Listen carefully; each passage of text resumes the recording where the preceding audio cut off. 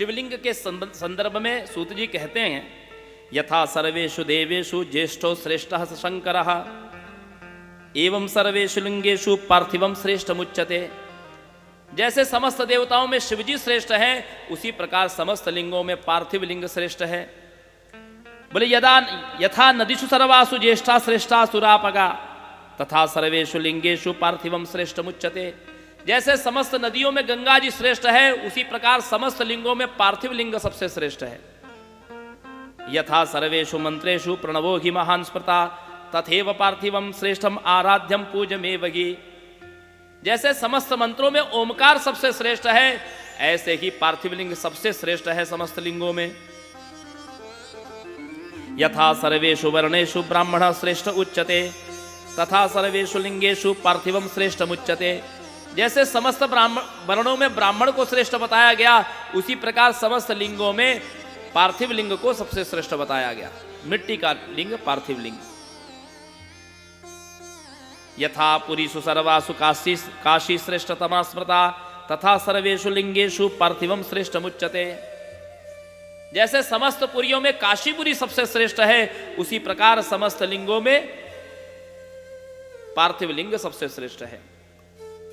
यथा व्रतेषु सर्वेषु शिवरात्रिम व्रतम परम तथा सर्वेषु लिंगेषु पार्थिवम श्रेष्ठमुच्यते। जैसे सभी प्रकार के व्रतों में सबसे श्रेष्ठ शिवरात्रि का व्रत है, उसी प्रकार समस्त लिंगों में पार्थिव लिंग सबसे श्रेष्ठ है। यथा देवीषु सर्वासु शैवी शक्ति परास्मृता तथा सर्वेषु लिंगेषु पार्थिवम श्रेष्ठमुच्यते।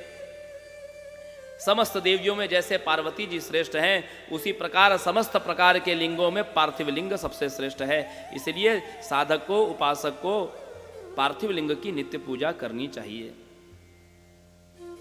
हमने वर्णन किया, श्रेष्ठ नदी के तट पर से उत्तम मिट्टी को ले, उसको अच्छे से छान ले, देख ले, उसमें गाय का दूध मिश्रित करके लिंग का अवगुंठन करना चाहिए। 4 अंगुल के प्रमाण में शिवलिंग का निर्माण करना चाहिए। लिंग और लिंगी का परिमाण भी सही होना चाहिए। जितना ऊंचा शिवलिंग उतनी ही लंबी लिंगी होना चाहिए। अर्घा उतना ही लंबा होना चाहिए। ऐसा नहीं कि अर्घा आपने लंबा कर दिया और लिंग छोटा कर दिया। अंगूठे का प्रमाण ले सकते हैं आप, यह अंगूठे का प्रमाण, 4 अंगुल यह अंगूठा। पार्थिव लिंग को का अर्चन करने के बाद में उसका विसर्जन करना चाहिए।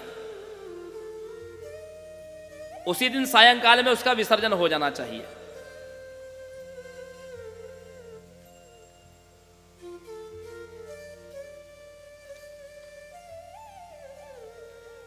किस कामना के लिए कितने लिंग का पूजन करना चाहिए, ये ध्यान से सुनिए। विद्यार्थी पुरुषा प्रीत्या सहस्रमित पार्थिवम पूज्य शिवलिंगम ही निश्चया तत्फलप्रदम। विद्या के प्राप्ति के लिए 500 शिवलिंगों की निर्माण करके पूजा करना चाहिए। 500 पार्थिव लिंग निर्माण करके विद्या की प्राप्ति की जाती है। ननः पार्थिव लिंगानाम धनार्थी च तदर्थकम।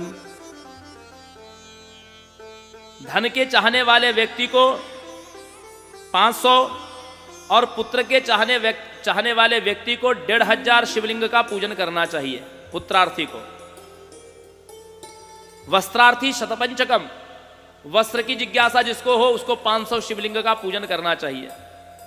मोक्षार्थी कोटि गुणितम भूकामाश सहस्त्रकम। भूमि चाहने वाले को, जिसको रहने के लिए योग्य भूमि नहीं मिल रही है, उसको 1000 पार्थिव लिंग का निर्माण करके पूजन करना चाहिए। और जिसको मुक्ति चाहिए उसको 1 करोड़ शिवलिंग की पूजा करनी चाहिए, पार्थिव लिंग की पूजा करना चाहिए।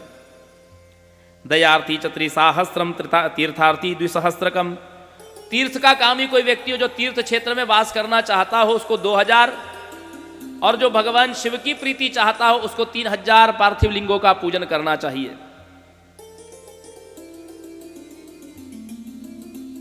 कारागृह्यादि मुक्त्यर्थम अयुतम कार्येत बुधः डाकिन्यादि वये 7 सहस्त्रम कार्येत तथाः। जिसको भूत प्रेत डाकिनी आदि का भय हो उसको 7000 शिवलिंग का पूजन करना चाहिए, पार्थिव लिंग का। और कोई हमारा कोई स्वजन यदि कारावास में हो, जेल में हो, उसकी मुक्ति के लिए अयुत शिंगलिम 10,000 शिवलिंग का पूजन करके पार्थिव लिंग का पूजन अर्चन करना चाहिए।